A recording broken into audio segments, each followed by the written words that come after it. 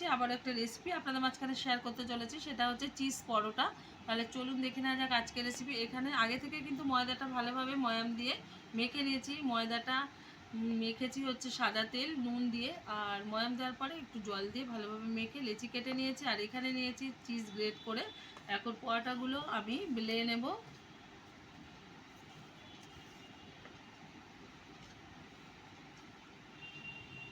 দিয়ে দিচ্ছি শুকনো ময়দা। আপনারা যে কোনো শেপে এটা বানাতে পারেন।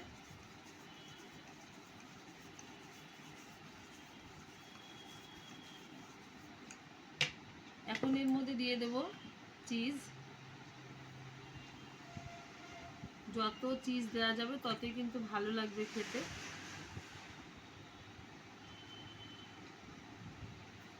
উল্টে দিচ্ছি।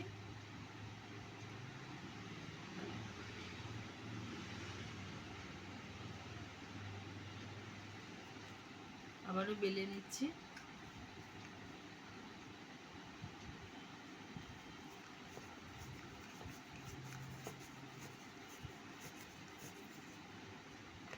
সুন্দর করে কিন্তু পরোটাটা আমি বেলে নিয়েছি। এরকম করে প্রত্যেকটা পরোটাই আমি বেলে নেব।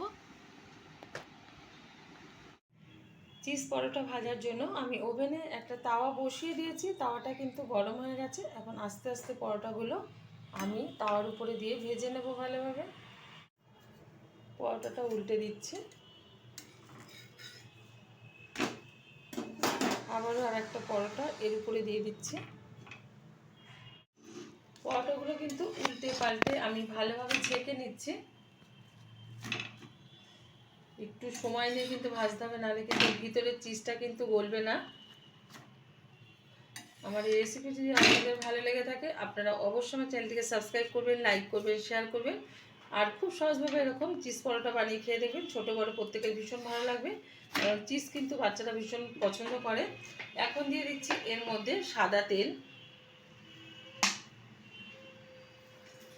আপনারা এখানে ঘি বা বাটার দিয়ে কিন্তু ভেজে নিতে পারেন। তো আজকে আমি সাদা তেল দিয়ে ভেজে নিচ্ছি। একটু উল্টে দিচ্ছি।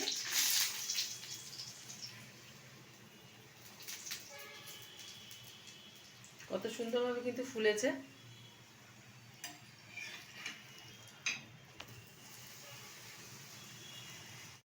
পরোটাগুলো কিন্তু খুব সুন্দরভাবে ভেজে নিয়েছি।